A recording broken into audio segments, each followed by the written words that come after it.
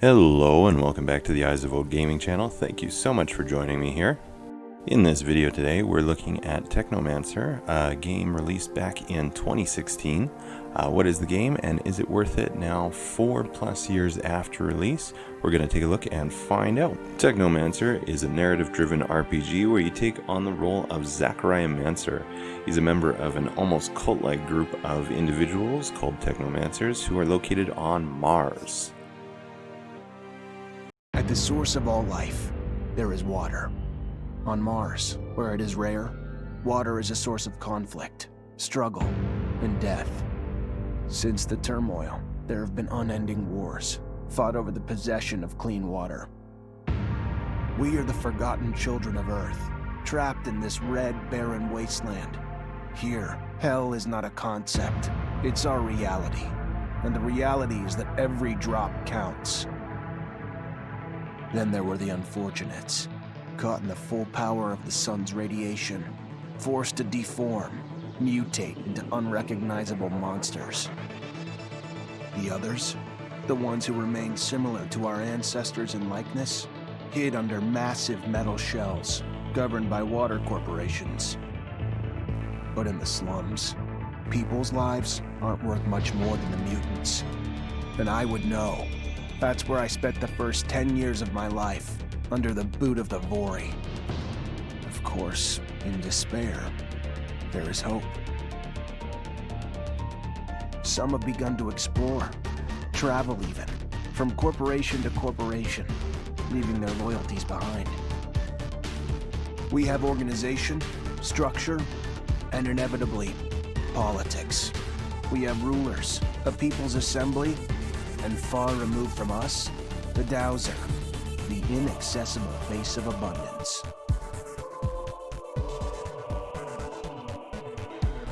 And finally, there's us, the elite protectors of the people, the spearhead of the army, my brothers and sisters who all share the same special gift. We are Technomancers. You begin the game with a rather serviceable character customization.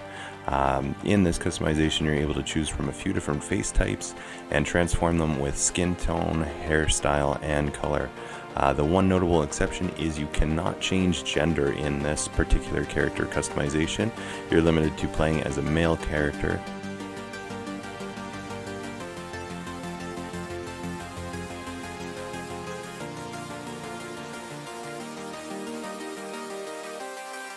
After character customization, you jump into the game with a very good tutorial mission where you're paired up with your mentor. You'll play through a very typical mission and learn some of the ropes with combat, as well as dialogue options and some different encounters that you'll experience in the game. After this, you'll go through another tutorial stage, which is essentially your Chapter 1, where you're put through some different mission types and different scenarios that are going to be helpful later in the game. After completing the initial chapter of the game, you're able to leave the starting location and you're actually given a transport, so you'll be able to travel to the different areas located within the game by selecting them on the world map. Although technically an open world game, Technomancer really does feel like it is on the rails, as you'll have a general list of main and side quests to complete depending on what chapter you're in. So make sure that you are completing all the side quests that you're interested in within the chapter, as when you move on to the next chapter by completing main missions, you may miss out on some of the rewards from the side quests if you failed to complete them before moving on.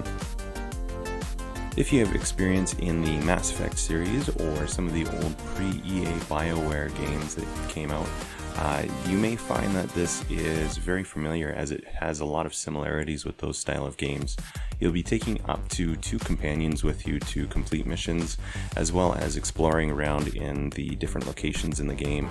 And also taking different characters with you on different missions will provide different dialogue options and sometimes different gameplay mechanics as well. No, the area had decoys dressed as thieves. The monsters were unplanned, though I learned a lot from the experience. If it weren't for my master, I would have died down there. Must be strange coming back. Never heard of All it. the memories.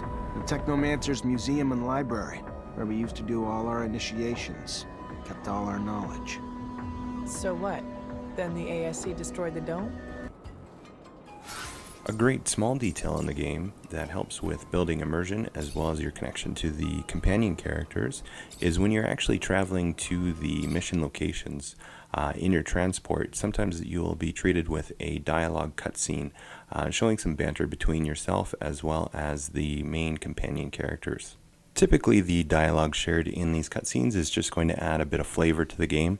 However, in some instances, you might gain some mission or relationship insight if you listen to the actual conversations presented. The ASC.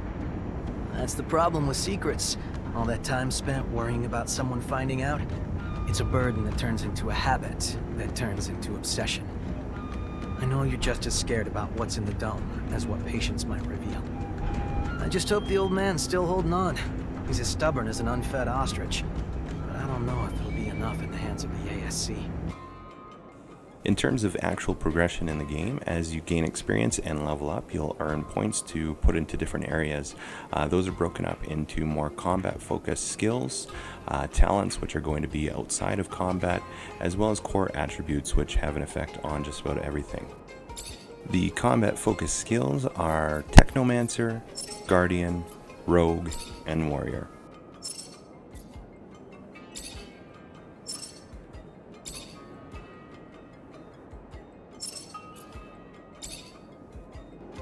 The specializations you'll be using outside of combat, which are known as talents, are Charisma, Science, Crafting, Stealth, Traps, and Exploration.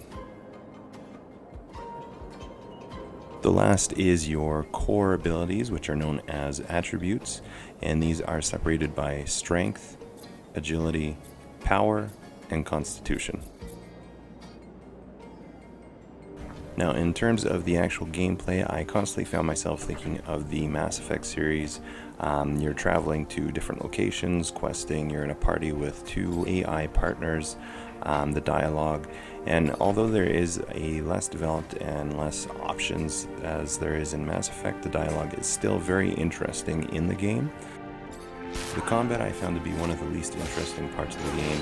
I can feel a little repetitive, especially once you are progressed a little bit farther in the game.